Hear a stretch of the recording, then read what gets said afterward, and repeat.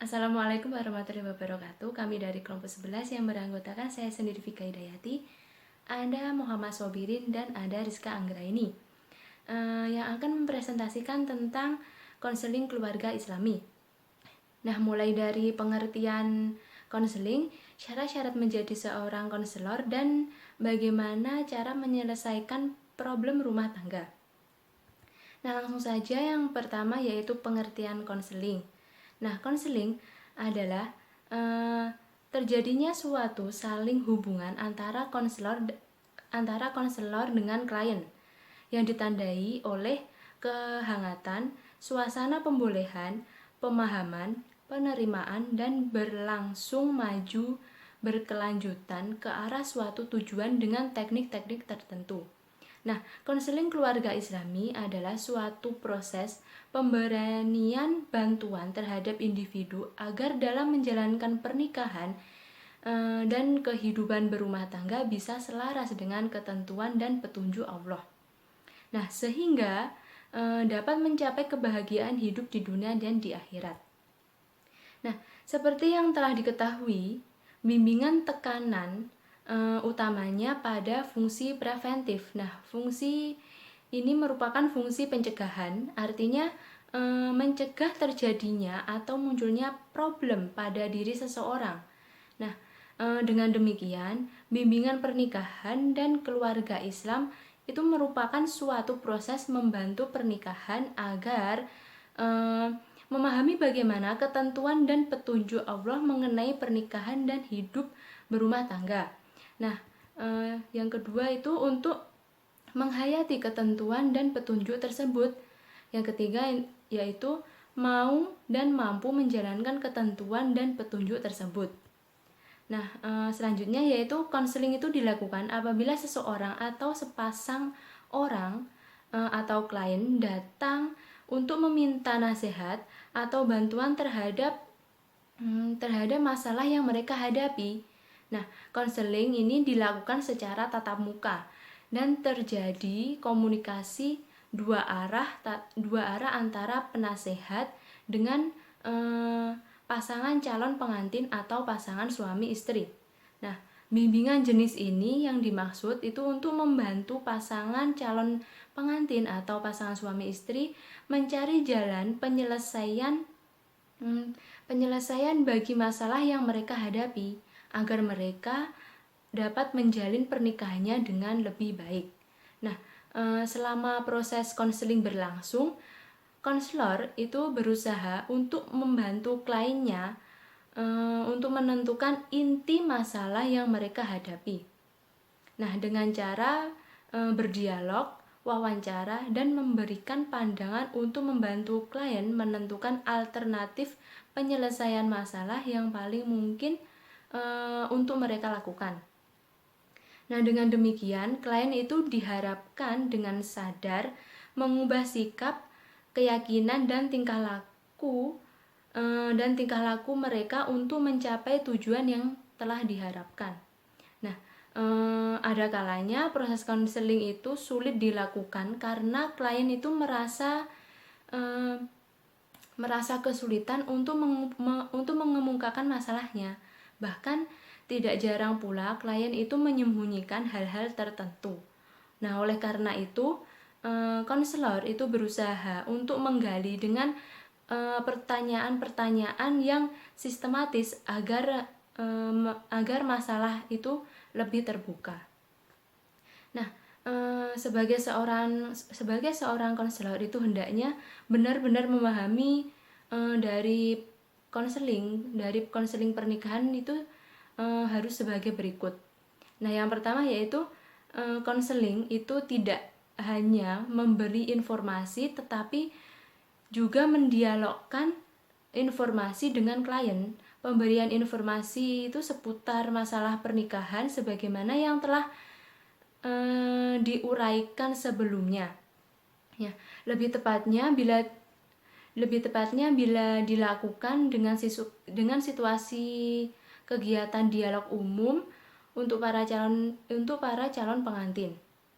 Nah, mencakup yang telah disampaikan pun itu bersifat umum. mencakup tata cara hubungan yang islami antara pasangan yang belum menikah, tata cara meminang, hal-hal yang harus diurus menjelang pernikahan. Nah, selanjutnya yaitu tata cara seperti yang bisa disampaikan kepada siapa saja tanpa memandang masalah khusus yang dihadapi oleh setiap calon pengantin. Nah, untuk yang kedua yaitu konseling itu berbeda dengan kepenasehatan, karena konseling itu memiliki tujuan yang terfokus pada kebutuhan seorang klien. Bahkan sekedar pemberian nasihat seperti yang dilakukan dalam ceramah pada pernikahan.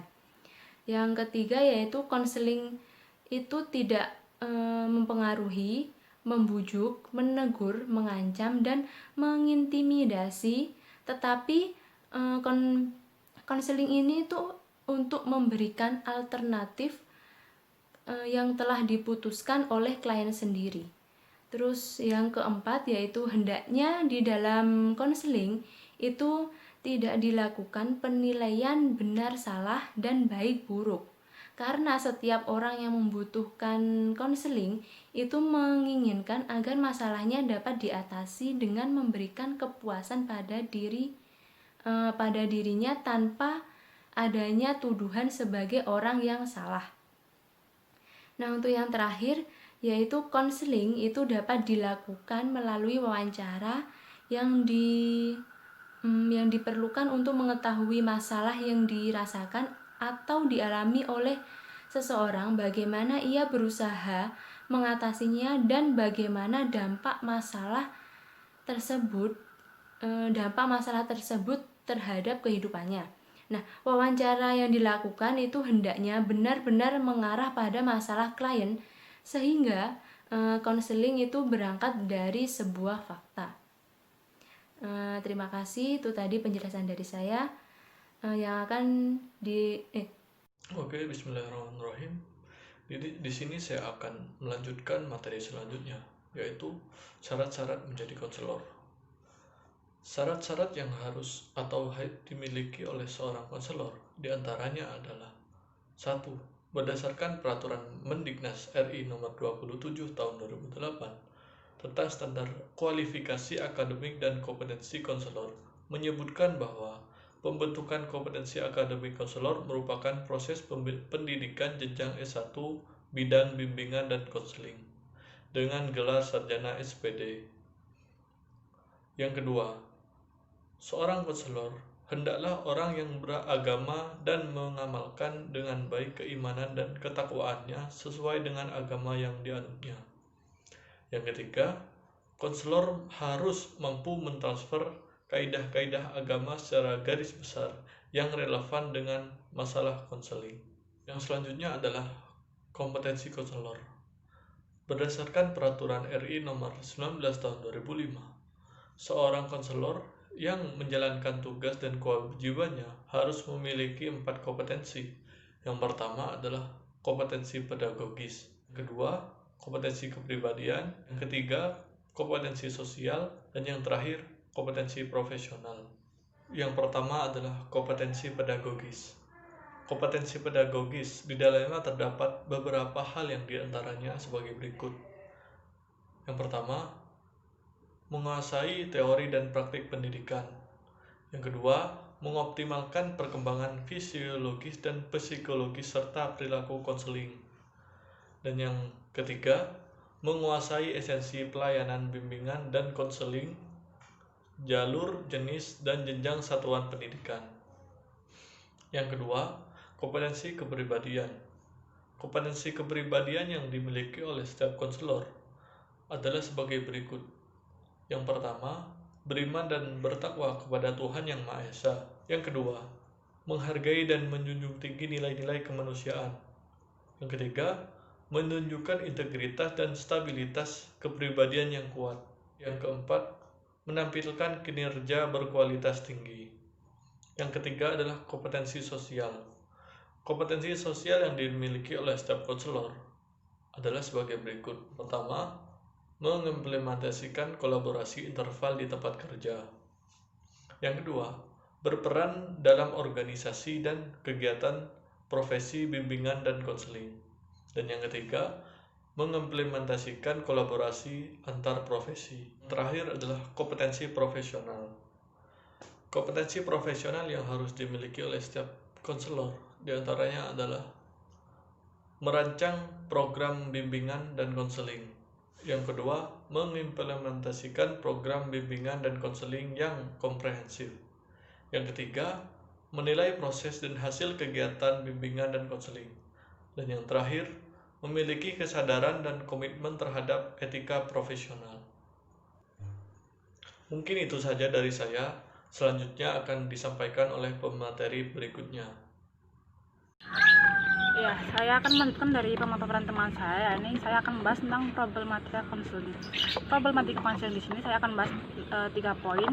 Yang pertama yaitu tentang faktor. Faktor di sini ada 2, yaitu ada internal sama eksternal. Terus yang poin selanjutnya masih tentang terkait tentang problematika internal. Problematika internal itu biasanya itu dipengaruhi dari konselor itu sendiri. Terus yang poin selanjutnya itu membahas tentang problematika eksternal, di mana problematika eksternal itu berasal dari luar dan itu biasanya dari masyarakat atau dari lingkungan tersebut. Biasanya dalam pelaksanaan problematika konseling ini biasanya mengalami hambatan-hambatan, baik itu dalam ranah pernikahan maupun dari ranah sekolah maupun dari ranah masyarakat itu sendiri. Makanya pada dasarnya problematika dari konseling itu tidak hanya monoton pada faktor eksternal, akan tetapi juga terhadap dipengaruhi biasanya pada faktor internal. Biasanya faktor internal itu biasanya dipengaruhi oleh si konselor itu sendiri. Terus kemudian yang poin kedua yaitu masalah problematika eksternal. Problematika eksternal itu maksudnya ini dipengaruhi dari luar. Makanya kalau dipengaruhi dari luar itu biasanya dalam ranah masyarakat. Ya, sekarang bahas tentang contoh problematika eksternal. Eksternal itu biasanya dari luar, yaitu biasanya dipengaruhi dari masyarakat itu sendiri. Kemudian contohnya yaitu saya mengambil tentang adanya konselor di sekolah dianggap sebagai polisi sekolah, karena stigma ini masih sering melekat di ranah lingkungan sekolah itu sendiri.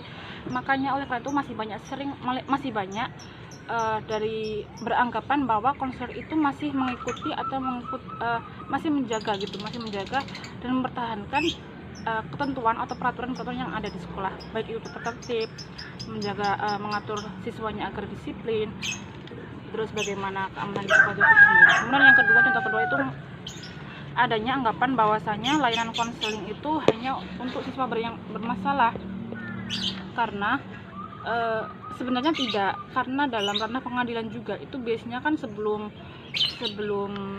sidang itu kan juga ada bisa dibilang adanya motivator gitu loh, adanya penasihat. Contohnya kayak seperti orang cerai gitu kan. Gini, orang cerai itu kan pastinya ya emang awalnya niatnya emang pengen cerai, tapi sebelum itu kan dikasih motivasi sama penasehat agar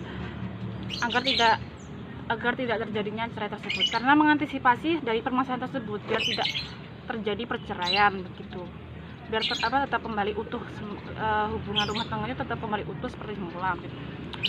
Terus untuk poin selanjutnya itu membahas tentang masalah problematika internal, di mana problematika internal itu biasanya dipengaruhi dari konselor itu sendiri. Makanya pada hakikatnya problematika konselor itu berasal dari internal, berasal dari konselor itu sendiri, karena apabila konseling itu salah langkah, ya pastinya dalam pelayanan pun juga akan salah begitu. Biasanya ini untuk hambatan-hambatan dalam konselor itu sendiri biasanya tuh kurangnya memiliki kompetensi dalam bidang konseling gitu, terus kurangnya bimbingan konseling, maksudnya tuh si konselor itu hanya bekerja sendiri, tidak ada bantuan dari pihak lain. Terus yang ke poin selanjutnya tuh kurangnya sarana dan prasarana itu biasanya tuh merupakan pengaruh faktor penting, karena itu merupakan suatu keberhasilan dari konselor tersebut. Kemudian yang terakhir yaitu biasanya hanya berpedoman pada satu titik untuk menyelesaikan satu masalah gitu. Terus ini saya ada tambahan sedikit mengenai tahap-tahap konseling. Maksudnya tuh ada prosesnya dalam konseling, tidak hanya langsung berkonsul, itu tidak. Biasanya dalam tahap-tahap konseling itu ada perkenalan, di mana perkenalan itu biasanya